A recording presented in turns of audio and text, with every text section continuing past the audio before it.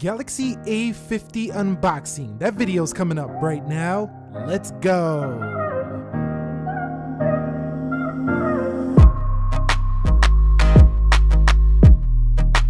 So what is up, guys? Nick here, helping you to master your technology, and welcome to my Samsung Galaxy A50 unboxing video. It's been a while since we did a mid-range phone, but today we're going to cover this one. Let's take a look at the key specifications to get things started. The Infinity U display is on board, 128 gigabytes, a triple camera, an on-screen fingerprint sensor, octa-core CPU, 6.4-inch full rectangle display, so it doesn't look like we're gonna have a curved display here. Full HD Super AMOLED, 25 megapixel camera. That's a higher megapixel than the Galaxy S10.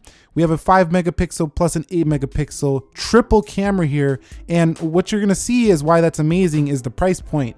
128 gigs like we said already, and 4 gigabytes of RAM. You can also get this in 6 gigabytes of RAM as well. Okay, so let's take a look at the price of this phone right here. So this one has already sold millions of units already in India, but over here in the States, it's not widely available, but you can get it on Amazon for 298 bucks here, and that's pretty good for what this phone is packing. 334 bucks, 339, but the lowest I've seen so far was this 298. I'll leave a link down below where you can pick that one up. Okay, so let's go ahead and get into the contents of the box here. It's just one little label right here. We're gonna go ahead and open this up and reveal ourselves the Galaxy A50. So you can see right there, A50, just promoting the specs a little bit more. Turning it around to the back, a super shiny phone. And Samsung really needed to bring a phone like this because with the Honor brand, with Huawei really bringing nice phones, it was about time we started seeing some nice stuff in the mid-range from Samsung, and they're doing it this year. So this is the international model, so I got this like European charger right here. It does come with a travel adapter if you end up getting the international model. It still works here in the States, but you will have to use a travel adapter to get into the US wall outlet. So yeah, adaptive fast charging for the Galaxy A50. And then you have an eject SIM tool right there. Okay, so this box is a little more clever because we have these little inserts than the S10 where I could, damage getting this little booklet thingy out here. And let's go ahead and see what's in here. It looks like you get a case included with the phone. That's always awesome to see. I didn't even get a case with the Galaxy S10 Plus.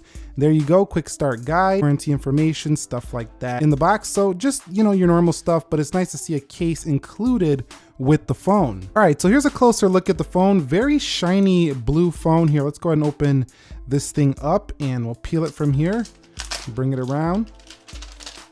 Yeah, pretty nice peel off, but very shiny. Now that camera, this design on the back looks kind of similar to a Huawei phone right here with the camera off to the left, but we don't see any, branding, anything like that, just Samsung. So very clean and shiny from the back here of the Galaxy A50. Now on the front, there is a little notch up at the top. It's a really small teardrop type.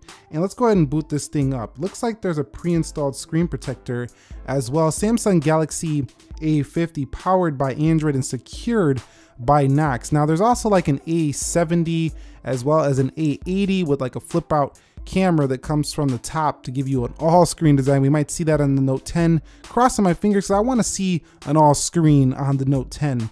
But this phone right here just represents some good value here. It's really light too at 166 grams, 6.4-inch display. So really, you don't got to pay $1,000 to get this size of a screen anymore. And it has a higher resolution than the iPhone XR as well. Let me set this thing up. I'll be right back when we're in. So we're almost done here with the setup process. And I gotta say, it's very similar to the Galaxy S10 setup. We do have the One UI on board here, as well as Android 9 Pie. So you can just see just a beautiful Super AMOLED display right there.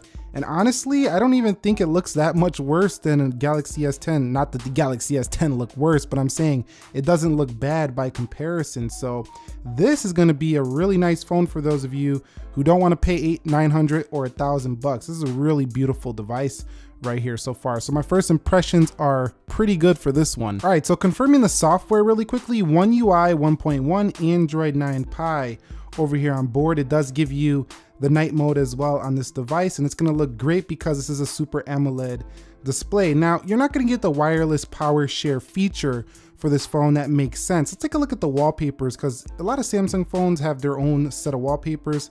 Let's see how these look for the Galaxy A50. And yes, got a nice set here, a little bit different than what you're gonna get on the S10 series. So I do like what I'm seeing here in terms of that. Just wanted to check that out. Let's go over here and take a look. You do have gestures on board as well. And this is really similar looking to a lot of the Huawei phones, as well as the OnePlus series with the little Infinity U display over there. Some people might like that other display where they're kind of bringing the camera up and flipping it around, giving you more of an all screen, but this is a nice touch if you don't want that kind of thing, mechanism on your phone. Okay, so let's take a look at the rest of this body. So at the bottom of the Galaxy A50, you can see that there is a bezel there. The Galaxy S10 Plus's bezel is a lot thinner at the bottom, but some people might prefer that U display versus the Galaxy S10 series, you know, pill cutout here. So this pill cutout might not be everybody's cup of tea, but some people might like that U display a little bit better. So there are trade-offs, but one big trade-off that you get with a lower price point is a plastic body. Now, from the looks of it, it looks like a glass phone. Like you can't really tell, but you can definitely feel that it's a plastic phone. That attributes to it being pretty light, 166 grams. But also, most phones are in cases these days, so I don't think it's gonna be too big of a deal. At the back here, you can see a pretty flat camera design, and then you got your flash right there. Right here, we do have ourselves the volume rocker and the little home button right there. Bixby button is not on board, which is nice, so you're not gonna accidentally press the Bixby button. We have a headphone jack, USB-C, and a speaker down there. And up at the top, there's really nothing, but overall, I mean, for a plastic phone, it feels pretty nice. It looks pretty nice as well. Let's put it in the case, see how it looks in that case right there. And yeah, once it's in a case, I really can't even tell the phone's plastic. You can really tell when the case is off though, but still, it really gives it a light feel. Definitely doesn't feel quite as substantial as a $1,000 phone, but again, this is not what you're looking for when you buy this phone, and the design just looks excellent for this price. You wouldn't even be able to tell the difference in price just looking at the design. All right, guys, so let's go ahead and open up the camera and see what we get here. So let's take a photo really quickly and see how fast that takes the photo. Does pretty good. Now on the other lens here, it's an ultra wide lens here. So a lot like the S10e, it lets you go from the regular wide angle to the ultra wide angle. Now in terms of the software, it looks pretty much identical to all the S10 series phones. We do have video, slow motion, hyperlapse, as well as pro panorama. Now, one thing about this phone that you don't get is like the 4K 60 and stuff like that. So as a matter of fact, its maximum resolution is 1920 by 1080, which is kind of a sacrifice you have to get with such a cheaper phone like this one right here. And that might be the deal breaker for some of you right there. If you wanted 4K video, there are phones at this price point that will give you 4K video. So this might be a deal breaker here on the Samsung, but still, I mean, it does have some fun features. It does have the photo mode, but 1080p at 30 is not that great here when it comes to having the best quality video. And the final sensor is just a depth sensor on here for the Galaxy A50. So I don't really care too much for depth sensors. They just give you a little more background blur when you're in live focus.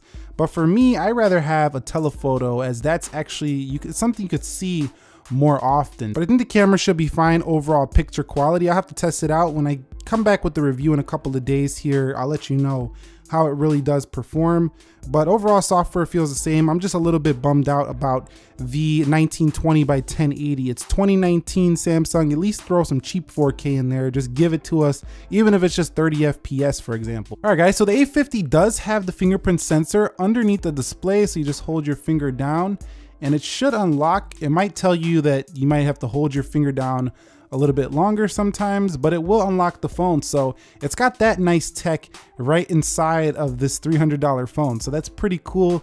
You're not gonna find many phones that give you that at this price point. So I also should mention that we have a 4,000 milliamp hour battery in this phone, and that is a monster of a battery, especially considering this is only a 1080p display, a slightly lower RAM. It's just not as powerful as the S10 series, so I'm expecting even better battery life out of this phone. So wrapping it up, my first impressions, this just feels like a cheaper version of like a Galaxy S10 series phone with a little bit of a different design here, and makes a few sacrifices like the body and the video quality, which can be a deal breaker for some, but still, to get the One UI, to get the Samsung experience, all those features that do come with the Samsung phones, and not having to pay even more than, you know, $350, this might be a nice bargain for people who, you know, can make those sacrifices and are willing to give this one a try. So let me know, did you pick up an A50? Are you feeling it so far? Are you going to pick one up? For me, I don't know if I could recommend it just yet. It seems like it's gonna be a good option, but there probably are other options that might be better.